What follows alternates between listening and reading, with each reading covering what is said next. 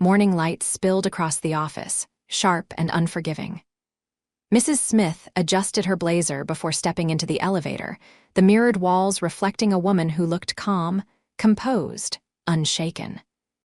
But beneath the surface, she wasn't. The memory of last night clung to her like perfume, the silence of her bedroom, Charles's steady, oblivious breathing, and the way she had turned away from him, surrendering to thoughts she shouldn't have allowed. Thoughts of Sloane. She pressed her lips together, forcing herself to focus as the elevator doors opened. Staff moved briskly through the halls, carrying files and coffee, their chatter blending into a hum. She offered nods, polite smiles, practiced authority. And then she saw him. Sloane stood near the glass wall of his office, speaking with two associates. His suit was perfectly cut, his posture relaxed, his smile just enough to command attention without seeming to ask for it.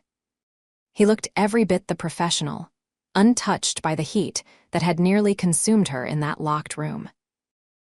When his gaze flicked up and caught hers, her breath faltered. A brief pause, a half-second too long, and then he returned to his conversation as though nothing had passed between them. She turned quickly, pretending to study the notes in her hand. But her heart betrayed her, thudding against her ribs. The rest of the day was a blur. Meetings, reports, calls, she was present, but never fully there. Every time she heard his voice down the hall, every time he passed her door, she felt the air shift.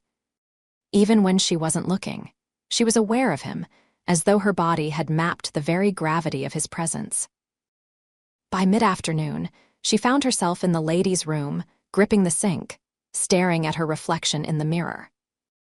Get it together. The woman who looked back at her was still in control, her hair immaculate, her makeup unflawed, her expression composed, but her eyes gave her away. They were restless, searching, hungry.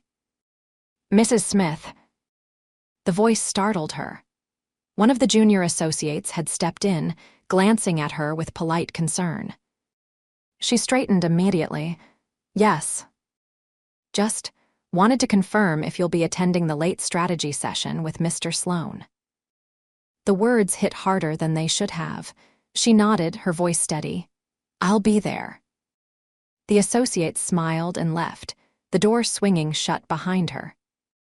Mrs. Smith exhaled slowly, gripping the edge of the sink once more. A late session, alone with him again. The thought terrified her, the thought thrilled her.